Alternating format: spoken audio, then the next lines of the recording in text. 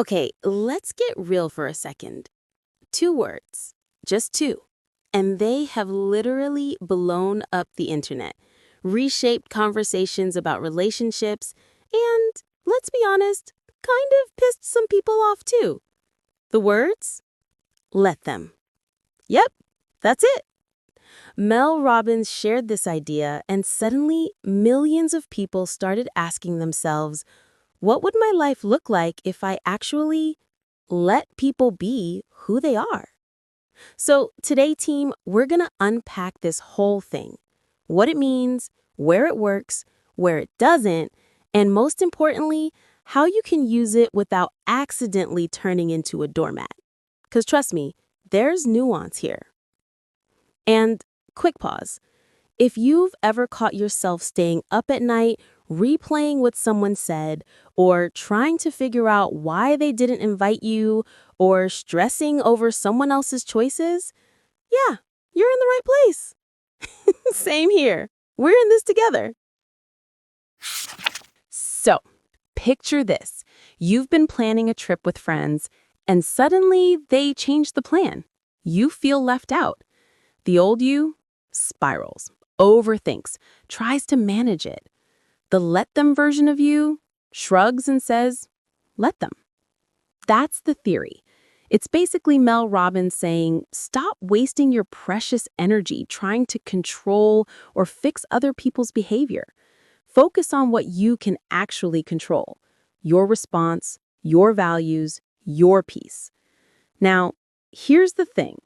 This isn't new. The Stoics said it, Byron Katie said it with the work, even Brené Brown touches it when she talks about boundaries and vulnerability. But Mel? She packaged it in this super simple, sticky phrase. And TikTok ran with it. Anyways, where was I? Oh yeah, this simplicity is what makes it powerful. Because the moment you say let them, you're actually giving yourself permission to step back. You're choosing peace over control. But wait, because this is where the whole game changes. When you realize that letting them is not the same as letting yourself down. And that's what we need to unpack.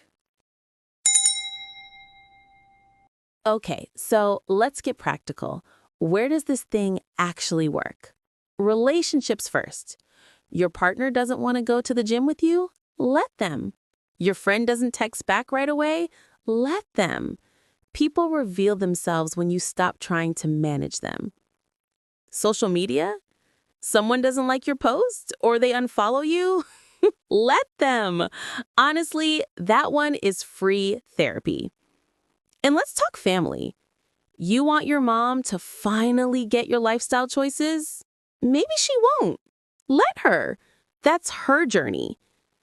It's like carrying a backpack full of rocks.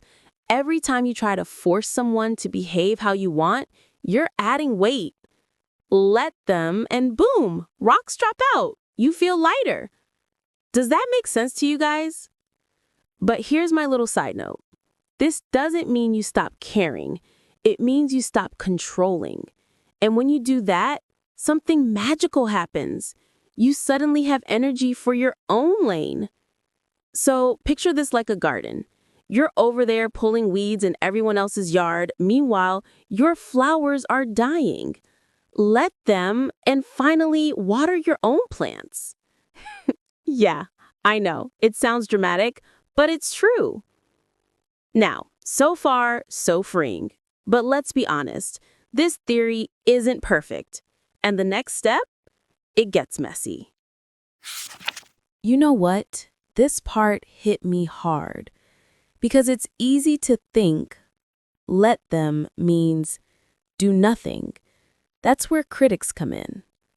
Like, what if letting them means someone keeps crossing your boundaries? What if it means tolerating toxic behavior? Nope, that's not it. Here's the nuance. Letting them doesn't mean excusing them. It means you stop fighting for what they should be, and instead, you decide how you're going to show up. Some reviewers have even said this mantra oversimplifies complex dynamics. And I agree, it can, if you don't pair it with boundaries. So let me be clear. Let them only works when you're also saying, let me. Let me hold my line. Let me honor my needs. Let me choose peace over chaos. That's the challenge. And the next step is even bigger. All right, team, let's get tactical. How do we actually live this? Step 1, awareness. Catch yourself in the moment. You're spiraling about what someone said? Pause. Say to yourself, let them. Step 2, check ownership. Ask, is this mine to carry or theirs? Step 3, pair it. Add the let me, like let them not text back and let me go live my life. Let them cancel plans and let me go see that movie solo.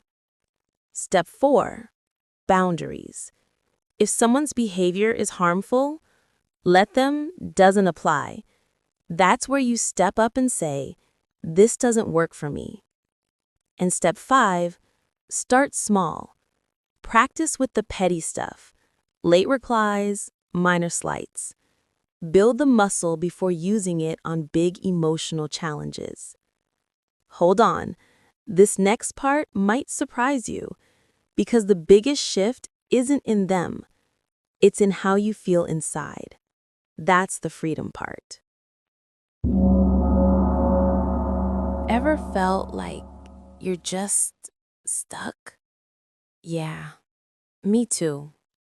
The thing about let them is it's not really about them. It's about you. It's about no longer outsourcing your peace of mind to how someone else behaves. It's like unlocking a cage you didn't even realize you were in. And honestly, I'll share something vulnerable. When I first practiced this, I felt guilty, like I was being selfish. But then I realized, no, I'm finally honoring my lane. And in that space, my creativity, my energy, my joy, it all expanded. So here's my invitation for you. Try it this week. Pick one scenario where you normally overthink or overcontrol. And instead, just say, let them. And then share with me. How did it feel? Because y'all, I read all your comments. And I want to know, what's your let them story? And if this resonated with you, like, subscribe, and share it with someone who's been carrying other people's baggage for way too long.